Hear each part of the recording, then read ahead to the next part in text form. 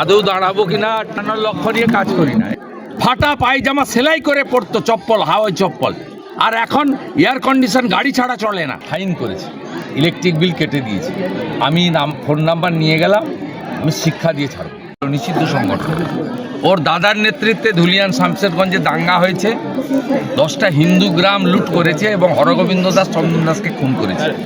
এই দেশদ্রোহীরা তৃণমূলের সম্পদ এবং এদের বাড়ছে। প্রশাসনিক ব্যবস্থার অভাব আছে, পুলিশ দলদাসে পরিণত হয়েছে। এখানকারই আমাদের একজন নেতৃত্বকে তুলে নিয়ে গেছে দুদিন আগে, যেখানে বিরোধী দল নেতা আসছে জানার জন্য। ফর্ম 7 জমা নেওয়া হচ্ছে না, বিজেপিদের অভিযোগ। টুইট করে নেওয়া উচিত। বিএলও, এইআরও, ইআরও পরিষ্কার আইনে আছে, তারা নেবেন। এবার তারা শুনানিতে কাগজপত্র দেখে সিদ্ধান্ত নেবেন, সেটা তো পরের কথা। তৃণমূলের যেটা অভিযোগ, ফর্ম 7 জমা দিয়ে তৃণমূলের নেতাদের নাম কাটাতে চাইছে বিজেপি। তো তৃণমূলের নেতারা তো নোটিশ পাবেন। তারা যদি বাংলাদেশি না হন, রোহিঙ্গা না হন, বাংলাদেশের মুসলমান না হন, তাদের অত চিন্তার কি? আমার বিরুদ্ধে তৃণমূল যদি ফর্ম দিত, আমি তো আনন্দিত হতাম, আমাকে ডাকতো, আমি কাগজপত্র নিয়ে যেতাম। আগামীকাল নন্দীগ্রামে সেবাশ্রয় শুরু হচ্ছে, সেবাশ্রয় নন্দীগ্রামে। না, সে শুরু করতে পারেন, ভোটে কোনো লাভ হবে না। 1 মাস পরে ভোট ঘোষণা হবে, 5 বছর দেখা নেই। এখন হঠাৎ করে হাজির হয়েছেন। নন্দীগ্রাম বলুন, জঙ্গলমহল বলুন, তার আত্মীয় কুটুমকে ছেড়ে পরিযায়ীদের গ্রহণ করবে কেন? পরিযায়ীদের গ্রহণ করবে না। তৃণমূল কংগ্রেসের সবচেয়ে বড় রাজনৈতিক অস্ত্রের নাম মমতা ব্যানার্জি। তিনি যেখানে হেরে গেছেন, সেখানে আর কোনো ওদের রাজনৈতিক অস্ত্র নেই যেটা বিজেপির বিরুদ্ধে প্রয়োগ করবে। আর এটার মধ্য দিয়ে প্রমাণিত হলো রাজ্যের স্বাস্থ্যমন্ত্রী মমতা ব্যানার্জি সম্পূর্ণভাবে ব্যর্থ। তাই ওনার ভাইপো নেমেছেন লোককে প্যারাসিটামল বিতরণ করতে। আমি বলেছি ওষুধপত্র দেখে খেতে, কারণ এরা হিন্দু জনসংখ্যা কমাতে চায়, জন্ম নিয়ন্ত্রণের ট্যাবলেট আবার না খাইয়ে দেন। বলছেন ভবানীপুরে মমতা ব্যানার্জিকে হারাবেন, আপনি কি 2 জায়গা থেকে দাঁড়াবেন? বিজেপি ঠিক করবে। আদৌ দাঁড়াবো কিনা ঠিক সেটা বিজেপি ঠিক করবে। দাঁড়ানোর লক্ষ্য নিয়ে কাজ করি না। এখানে যে এসছে, এটা বীরপুর এসটি রিজার্ভ। না, ভবানীপুরে এবং দাঁড়ানোর লক্ষ্য নিয়ে কাজ করি না। আমি এখানে 10-এ এসেছিলাম, তৃণমূল ছিল না এখানে। ঝাড়খণ্ড পার্টি ছিল, ধামসা মাদল চিহ্ন, আর ছিল সিপিআইএম, শম্ভু মান্ডির মাড়ি। এখানে আমি বলে গেছিলাম সিপিএম কাজ করেনি, তোমরা পরিবর্তন করো, করে দিয়েছিল জঙ্গলমহল।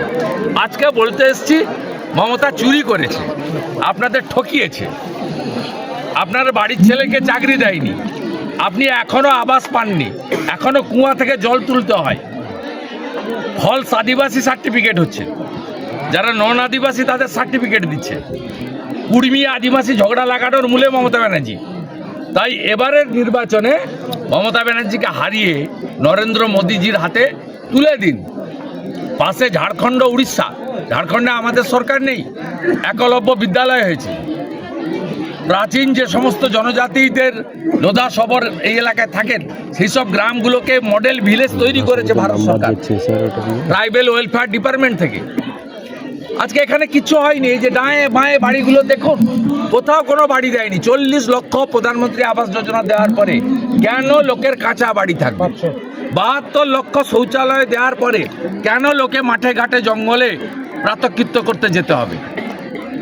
8000 কোটি টাকা জল জীবন মিশনে দেওয়ার পরে কেন কুয়া থেকে জল তুলতে হবে? কেন এই মাটির রাস্তা, মোরাম রাস্তা, ধুলা রাস্তায় এখনো হাঁটতে হবে? কোটি কোটি টাকা ভারত সরকার, শত কোটি টাকা RIDF দিয়েছে। কেন? জঙ্গল কেটে সাফ করে দিচ্ছে, কোনো জঙ্গলের অস্তিত্ব নেই। এত কাঠ চুরি, নদীগুলো ধ্বংস করে দিয়েছে বালি চুরি করে, কোনো নদীর অস্তিত্ব নেই। পাশে সুবর্ণরেখা যান, কি করেছে দেখে আসুন। বেআইনি মোরাম খাদান, পুলিশগুলো টাকা তুলছে। এই বড় রাস্তা দিয়ে, চিচিডা দিয়ে আপনার গরু পার করাচ্ছে, ঝাড়খণ্ডের পার গরু 2000 করে টাকা তুলে কলকাতা কালীঘাটে পৌঁছে দিচ্ছে। চুরি চুরি চুরি। দেবনাথ সহ প্রত্যেকটা নেতাকে আমি চিনি, আমার হাত ধরে তারা তৃণমূল। ফাটা পায়জামা সেলাই করে পড়তো, চপ্পল, হাওয়াই চপ্পল, আর এখন এয়ার কন্ডিশন গাড়ি ছাড়া চলে না। একবার বিয়ে বাড়ি হয় গ্রামে, চন্দননগরের আলো লাগিয়ে আবার বিয়ে বাড়ির একটা রিসেপশন হয় খড়গপুরে, মেদিনীপুরে। এদের এত টাকা আসে কোথা থেকে? সবর আদিবাসী মাহাতো কুর্মী এদের সবাইকে এসআইআর এর নোটিশ পাঠানো হয়েছে, এদের দাঁড় করানো হচ্ছে লাইনে। এদেরকেও কি বাদ দেওয়ার একটা চক্রান্ত? প্রথম কথা বলি, ইলেকশন কমিশন সরলীকরণ করে দিয়েছে। এবারে কোথাও কারো স্পেলিং মিস্টেক বা ইত্যাদি থাকলে তার জন্য নোটিশ হচ্ছে, সহযোগিতা করা উচিত। আর যারা বয়স্ক অক্ষম যেতে পারছেন না তাদেরকে বাড়ি থেকে নিয়ে যাচ্ছে। যারা এলাকায় নেই, পড়াশোনার জন্য গেছেন বা পরিযায়ী শ্রমিক, তাদের বাড়ির লোক গেলে হচ্ছে। এবং কেউ যদি অনলাইনে অন্য জায়গা থেকে যুক্ত হতে চান সেটাও হচ্ছে। যারা থাকেন না তাদের যাওয়ার দরকার নেই, বাড়ির একজন লোক গেলেই হবে। আর যাদের 85 বছর ঊর্ধ্বে যাওয়ার কোনো প্রশ্ন নেই। তারপরেও যারা অসুস্থ, ইলেকশন কমিশন অনেকগুলো ব্যবস্থা নিয়েছে। কিছু বাংলাদেশি মুসলমান অনুপ্রবেশকারী মুক্ত পশ্চিমবাংলায় ভোটার তালিকা তৈরি করতে গেলে ভারতবর্ষের নাগরিকদের ইলেকশন কমিশনের সঙ্গে সহযোগিতা করা উচিত। এর ফল আপনি পাবেন। দেশ মজবুত হলে পশ্চিমবঙ্গ মজবুত হবে, পশ্চিমবঙ্গ মজবুত হলে আপনিও সুরক্ষিত থাকবেন। এই জন্য ইলেকশন কমিশনকে সহযোগিতা করা। জঙ্গলমহলে দাদা আপনি একাধিকবার অভিযোগ করেছেন স্পঞ্জ আয়রন নিয়ে, যারা জমি বালি সব কিছুর সাথে যুক্ত, সেটা নিয়ে ওটা তো পাটোয়ারি মানেই তো তৃণমূল। সব আদিবাসীদের জমি ফমি, কুর্মীদের জমি টমি নিয়ে লুট করে নিয়েছে। স্পঞ্জ আয়রনের বিরুদ্ধে কিছু আন্দোলন সম্পূর্ণ পলিউটেড, একদম পলিউশন। এরা করবে না, এদের মিলা ভগত আছে। বিজেপিকে আসতে দেন এপ্রিল মাসে। জঙ্গলমহলের মানুষকে বাঁচানোর অগ্রাধিকারে আমাদের এক থাকবে। নরেন্দ্র মোদীজি দ্রৌপদী মুর্মুকে রাষ্ট্রপতি করেছেন। নরেন্দ্র মোদীজির নেতৃত্বে ছত্তিশগড় এবং উড়িষ্যায় পাশেই, ঝাড়খণ্ড পেরোলেই ছত্তিশগড়, আর এদিকে উড়িষ্যা, ময়ূরভঞ্জ, বারিপাদা আমাদের গায়ে। কিভাবে ডেভেলপমেন্টের কাজ হচ্ছে দেখুন। ওই 1000 টাকায় কিছু হবে না। আমাদের উড়িষ্যার সরকার বছরে একসঙ্গে 50,000 টাকা মেয়েদের দিচ্ছে সুভদ্রা যোজনায়।